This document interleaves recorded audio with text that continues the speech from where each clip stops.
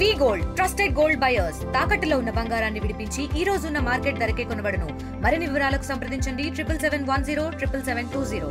ముందుగా మన ఆంధ్రప్రదేశ్ రాష్ట్ర వైఎస్ఆర్ కాంగ్రెస్ పార్టీ అధ్యక్షులు గౌరవనీయులు మాజీ ముఖ్యమంత్రి వర్యులు మాన్యశ్రీ వైఎస్ జగన్మోహన్ రెడ్డి గారికి నా యొక్క రెండు చేతులు జోడించి నేను శిరస ఉంచి ఆయనకి పాదాభివందనములు నమస్కారాలు తెలియజేసుకుంటున్నాను.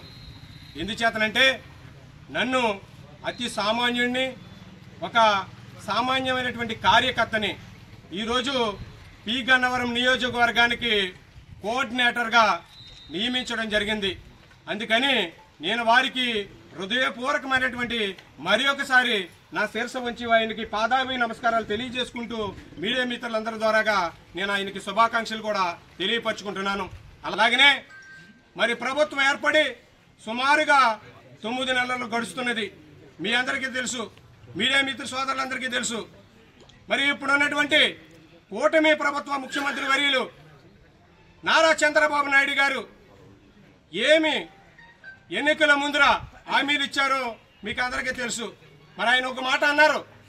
ఏమని చెప్పారంటే, ఏప్రిల్ నెలలో రాజమండ్రి వచ్చి మరి ఈ యొక్క జగన్మోహన్ రెడ్డి గారు పాలన కన్నా, ఆయన ఇచ్చినటువంటి సంక్షేమం కన్నా నేను మెరుగైనటువంటి సంక్షేమంతో అందిస్తూ దానితో పాటుగా మరి సాక్షాత్తు ఈ యొక్క ఆంధ్రప్రదేశానికి దేవాలయం లాంటి సచివాలయంలోనే ఈ యొక్క సూపర్ 6 గురించి ఆయన ఏం మాట్లాడారో మీ అందరికీ తెలుసు. ఆర్థిక మాన్యం దెబ్బతిన్నది, సంపద సృష్టించి నేను మళ్ళీ ఈ సంక్షేమాలు చూస్తానంటున్నారు. సంపద ఎవరికి సృష్టిస్తున్నారు, సంపద ఎవరికి ఇస్తున్నారు, ఎవరికి అందిస్తున్నారో ఒక్కసారి తెలియాలి.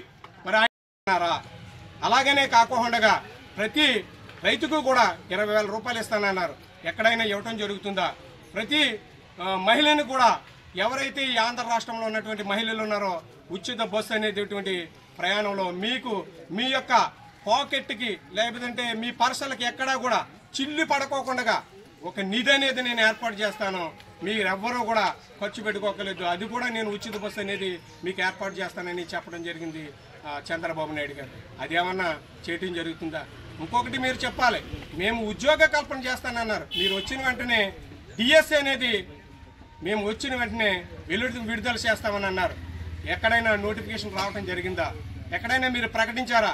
20,000 ఉద్యోగాలు, 20 లక్షల ఉద్యోగాలు మీరు నియామకం చేస్తానన్నారు. ఎక్కడైనా చేయటం జరిగిందా? మీరు ఒకసారి అందరూ కూడా గమనించాలి. ఇంకో విషయం ఏమిటంటే, మరి మీ యొక్క చంద్రబాబు నాయుడు గారు మరొక మాట చెప్తున్నారు. నేను దాహోస్ వెళ్ళి నిధులు తెచ్చేసానన్నారు. ఇక్కడ నిధులు తేటానికి ఈ రాష్ట్రంలో పారిశ్రామికతలు రావటానికి చాలా భయపడుతున్నారు. ఎందుకు భయపడుతున్నారు? రెడ్ బుక్ రాజ్యాంగం అనేది నడుస్తుంది. ఇక్కడ మనకు ఒక రాజ్యాంగం ఉన్నది, బిఆర్ అంబేద్కర్ రాసిన రాజ్యాంగం, కానీ అది జరగట్లే. రెడ్ బుక్ రాజ్యాంగం అనేది జరుగుతుంది. ఈ రెడ్ బుక్ రాజ్యాంగం ద్వారాగా ప్రజలను ఎంతో మందిని అణచివేయడం జరుగుతుంది. పెద్దలను ఎంతో మందిని కేసులు పెట్టడం, బనాయించడం జరుగుతుంది. చిన్న కేసులు, పెద్ద కేసులు. కనీసం సోషల్ మీడియాలో భావి స్వతంత్రానికి కూడా నోచుకోలేనటువంటి పరిస్థితుల్లో ఇవాళ చాలా మంది మరి సెంట్రల్ జైల్లో మగ్గటం కూడా జరుగుతుంది. మరి ఇది రెడ్ బుక్ పాలన కాదా? రెడ్ బుక్ పాలన కాదా? మీరు రెడ్ బుక్ పాలన తీసుకొచ్చి భయభ్రాంతులకు గురి చేస్తున్నారు. వైఎస్ఆర్ కాంగ్రెస్ పార్టీ కార్యకర్తలు కాదు తిరగబడే రోజు, ప్రజలందరూ తిరగబడే రోజు వస్తుంది. ప్రజలందరూ తిరగబడి మీ యొక్క కార్యాలయం, మీ కార్యకర్తలని, మీ నాయకుల్ని తిరగబడి కొట్టే రోజు వస్తుందని సభముఖంగా నేను తెలియపరుచుకుంటున్నాను.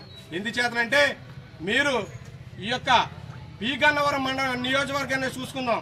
సిఆర్జెడ్లో ఉన్నది. ఈ సిఆర్జెడ్లో ఉన్నటువంటి ప్రాంతంలో కూడా ఏ రకంగా కూడా మరి మట్టి ఇసుక మాఫియా జరుగుతుందో మీ అందరికీ తెలుసు. మీరందరికీ తెలుసు. వారి యొక్క కూటమిలోనే, వారి యొక్క కూటమి పార్టీకి సంబంధించినటువంటి నాయకులే మరి గౌరవ అంబేద్కర్ కోనసీమ జిల్లా కలెక్టర్ వర్యులకి లిఖితపూర్వకంగా కంప్లైంట్ ఇవ్వడం కూడా జరిగింది. మరి ఇదంతా కూడా ఎవరికి లబ్ధి చేకూరుతున్నారు? ఎవరికైనా నిరుద్యోగులకు ఇస్తున్నారా? నిరుద్యోగం అనేది ఎక్కడా కూడా ఏ రకంగా కూడా ఆయన కల్పించట్లేదు. వాళ్ళ యొక్క కార్యకర్తలకి, వారి నాయకులకి ఆయన కల్పించడం జరుగుతుంది.